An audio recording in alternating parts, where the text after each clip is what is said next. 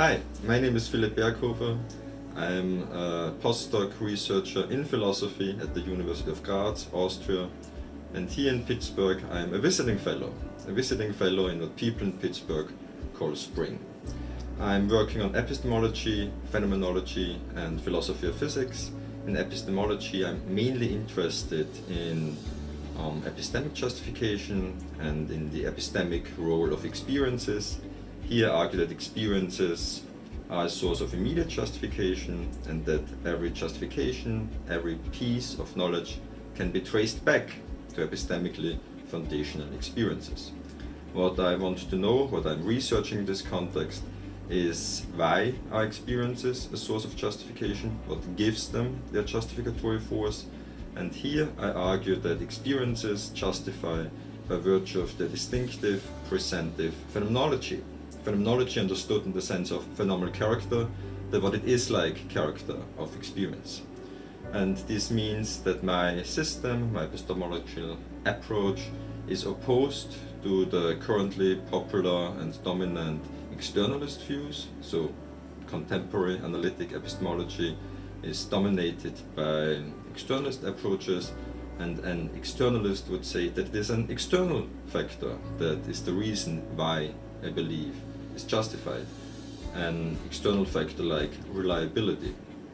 By contrast, if you are a phenomenological internalist, such as yours truly, you would say that it is the phenomenology of experience that plays this fundamental epistemic role. There are several benefits and interesting implications about linking epistemology to phenomenology. For instance, it leads to a straightforward relationship between epistemology and philosophy of mind, and it also brings together analytic epistemologists on the one hand and phenomenologists in Husserl's tradition on the other hand. And I should also mention that I understand experience in a broad sense, so I do not restrict justification conferring experiences to sensory experiences or perceptual experiences, but I include rational a priori intuitions like mathematical intuitions, and also evaluative experiences like moral perceptions. So one could characterize my position as a rational or moderate rationalism, or perhaps more adequately as a universal empiricism. In philosophy of physics, I'm mainly interested in quantum mechanics and in gauge symmetries. In quantum mechanics, I'm working on the idea that we could consistently interpret quantum mechanics in a way that uses or makes use of some of the concepts that I have established in epistemology. So the idea would be that we interpret quantum mechanics in a way that the experiencing agent plays a fundamental role in this approach. And there are several ideas in this context that go in this direction, such as cubism or the quantum reconstruction program. The quantum reconstruction program is quite popular in the foundations of physics, not so much, unfortunately, in philosophy of physics. Here the idea is that we should not take the quantum formalism as a given and then try to read off an ontology of the mathematics of the theory, but instead what we should do is to derive or reconstruct the quantum formalism from some physical principles. And then we interpret the theory in light of these principles. So basically the idea is that we do for quantum mechanics what Einstein did for special relativity, because Einstein did not discover the mathematics of special relativity. Other people did this before him, like Lorentz. What Einstein did, what he achieved, was that he could show that the mathematics follows from two physical principles. And the idea would be that we do something similar for quantum mechanics.